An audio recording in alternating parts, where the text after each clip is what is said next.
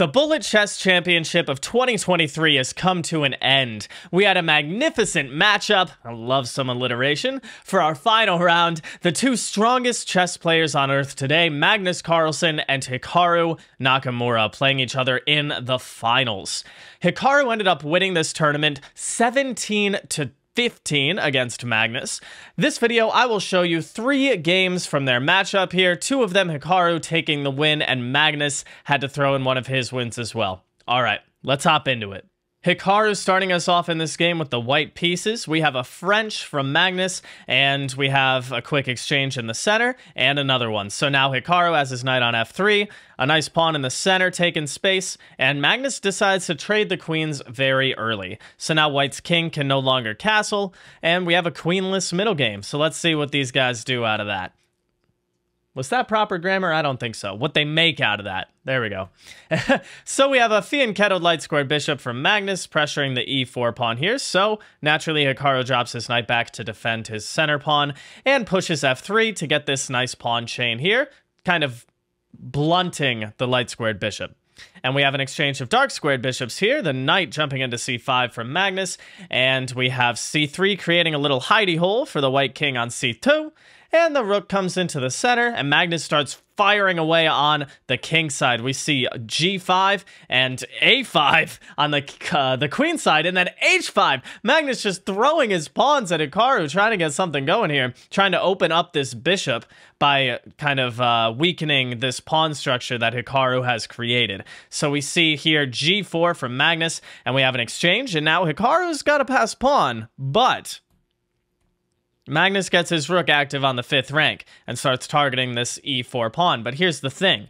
Hikaru is not only able to defend this pawn, I mean, it was already defended, but he adds defense to the pawn, and now he's pressuring Magnus's position. This weak f7 pawn, so Magnus defends on g7 with the rook, and the king starts marching forward. We have a quick exchange here, another one. The position's opening up. Let's see. We have b4 kicking the rook back to the e5 square, and the king marches to e3 and up to d4, kicking the, well, not kicking the rook out. The rook would actually be trapped if the king could not come in to defend.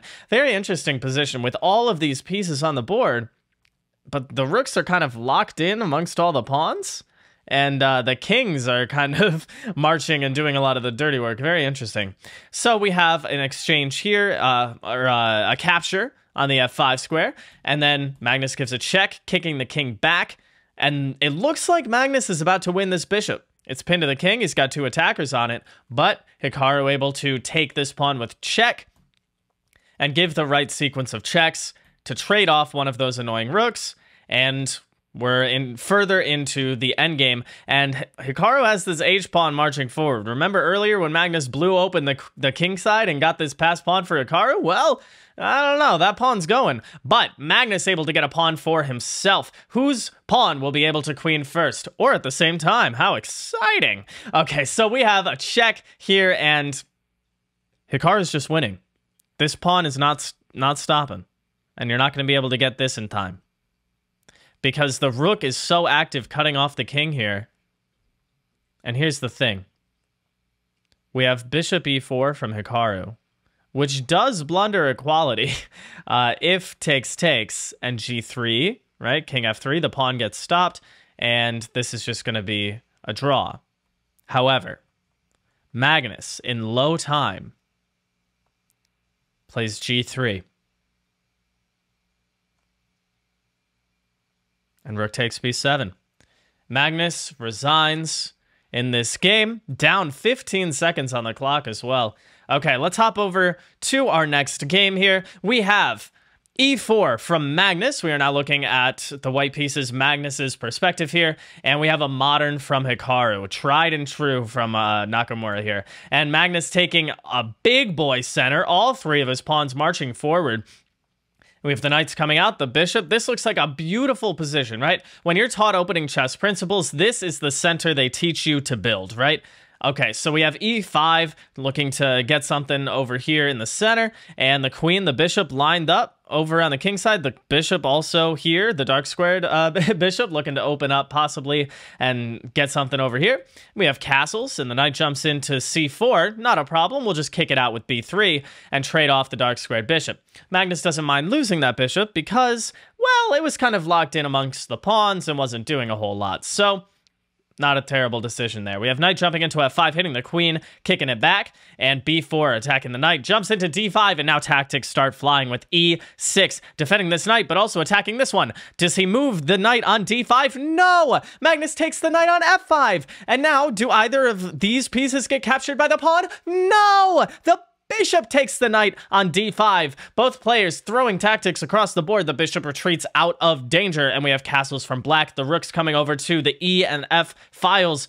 Okay, so we have the pawn exchanging on c5, and the position continues to open up. We have c4 from Hikaru, who has the bishop pair, right? Currently, his dark squared bishop is locked in, so he's going to try and open this up in the future. In general, when you have the bishop pair, you want to open the center, open the position, trade off a bunch of pawns to unleash the power of the bishops. So for that reason, Magnus sees the position is opening up, decides to trade off this light squared bishop, so that when everything does start getting traded, it's going to be a more manageable bishop versus knight situation. And here's the thing. Out of this position that looked pretty equal, or even possibly better for Hikaru at one point or another, with the bishop pair and the pawns marching forward, look what we have. Look what we have. The knight and the queen. All of a sudden, Magnus threatening queen takes h7. That is a big boy threat. So h5 played by Hikaru, but f5. Magnus knocking on the door. E6. Anybody home? We have f6, but the knight jumps into f7, and that looks like a very, very scary knight. My goodness, these pawns about to jump in, the knight killing on f7.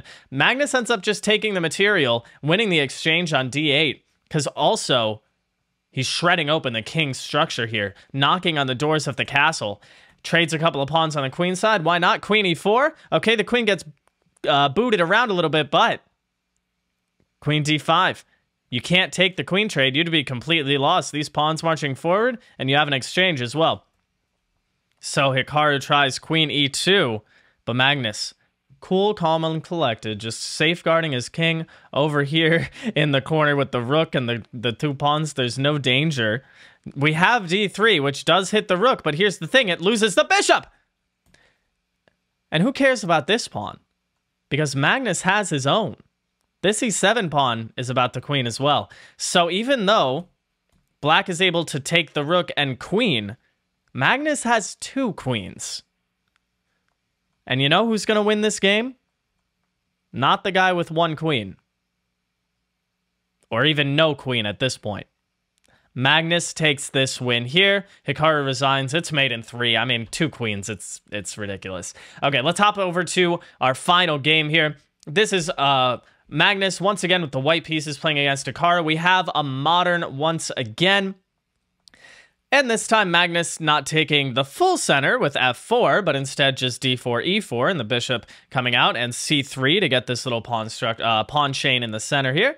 And we have the knight rerouting from b1 to d2 to f1 to g3.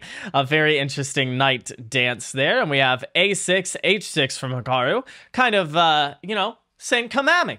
What do you got? What do you got? Come on, Magnus. What are you going to do? What are you going to do? I'm sure you see people playing like this at lower ratings than 3,300, right? I mean, just they push a6, you know, they play h6, and you're like, okay, I have to beat this guy, and then they end up checkmating you 3 moves later. We've all been there. So we have queen d2 looking to attack the h6 pawn. The king defends, of course. And d5 locking the center, kicking the knight back. And c4, Magnus taking up all of the space here in the center. And we have b4, couple of exchanges over here, and c5. Okay, now we have a very locked center, and we are about to have a few exchanges on the queen side. In fact, both rooks have been traded off the board, and it's just bishops, knights, queens, and a bunch of pawns. So what do we make out of this? Well, Magnus's queen starts getting in over on the queen side, But after f4, right? Magnus thinks that he's getting something going, right? He's trying to open up his dark squared bishop, get in over here. But after these exchanges, the king looking quite weak over on the g3 square. The knight drops back to d7. The bishop trades. But that e5 square looking mighty juicy for this knight here. Mighty tasty square there. The knight jumps into it. e5. Now you don't want to take, because the queen starts giving you checks and starts taking all your pawns. So instead, he runs his king back to f2, but loses the c4 pawn anyway. Bishop d3, knight b2. This knight is so annoying, kicking the bishop. But look at this. Look at this from Magnus. The bishop's pinned to the queen. Not like that, like this. So you can't take here, you lose your queen, right? But it doesn't matter. It doesn't matter. Hikaru gives a check with the knight, the king goes back, and the queen takes on e4. Sure, you lose the bishop on b7, but what about your king? What about your king, Magnus? Queen e3 check. The bishop and the queen went over here on a quest to win that bishop, but completely left the king behind. King has to run to h2, queen f4 check, and look at this, knight f2 check, and knight h3. Hikaru had sacrificed the bishop, and now the knight. If you take here, you lose this knight in a couple of moves. So Hikaru sacrificing the knight to win the knight back, and now it's just a draw. It's going to be perpetual check. Look at this, perpetual check, right? No. Because c4, Hikaru playing for the win. And now Magnus needs to play queen c7 to stop the pawn, or does bishop take c4, queen takes c4, and then hope that this queen endgame is a draw, after queen takes f7 there. But Magnus blunders c3. He plays queen b6, and c3 on the board. Magnus is completely lost, because this pawn just makes it through. And you can't stop it from promoting. With check, even. And this would just be completely lost. Hikaru takes the win and is the bullet chess champion of 2023. How about that? Well, hey, if you made it to the end of this video, thank you very much. I do appreciate it. Make sure you like the video and subscribe. I am trying to grow this channel, so any bit of support like that helps tremendously. And if you want to see a previous round that Magnus played against Ali Reza, he ended up losing that round as well. Spoilers. But make sure you check out this video up here. All right. Have a great day, guys.